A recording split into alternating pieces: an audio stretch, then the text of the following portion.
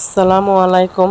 দেখেন মাছটা কত বড়, ঠিক এরকম সেম সেম 8টা মাগুর মাছ ধরছি গেটের ভিতরে বসে, আর এভাবে মাছগুলো ধরছি।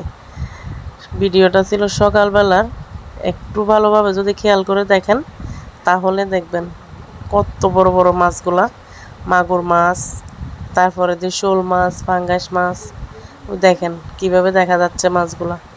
আমি ঘুম থেকে উঠে সকালবেলা দেখতেছি আর কি এই মাছগুলোই এরকম এত পরিমাণ মাছ আমাদের গলির ভিতরে, মানে গলির ভিতরে কি এটা একটা উঠান বাড়ির মধ্যে আর কি, এত পরিমাণ মাছ।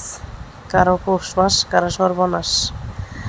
দোয়া করবেন সবাই আমাদের চট্টগ্রামবাসীর জন্য, বাইরে বাইরে যারা ভাই বোনেরা আছেন তারা আমাদের জন্য দোয়া করবেন।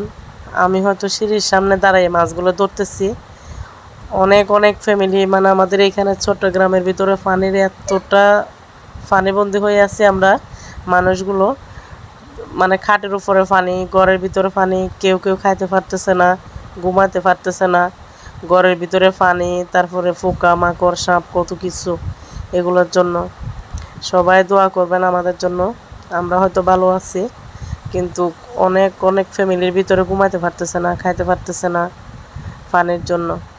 হয়তো সিঁড়ির সামনে দাঁড়াই মাছগুলো ধরতেছি যে ভালো লাগতেছে, তাই একটু আনন্দের মুহূর্ত, মানে ভিডিওগুলো মাছের ভিডিও তো, মাছগুলো দেখতেছি এই জন্য ভিডিও করে একটু ছাড়লাম। প্লিজ কেউ খারাপ কোনো মন্তব্য করবেন না। দেখেন মাছগুলো কি করতেছে, ভিডিওটা শেষ পর্যন্ত দেখবেন, অনেক ভালো লাগবে।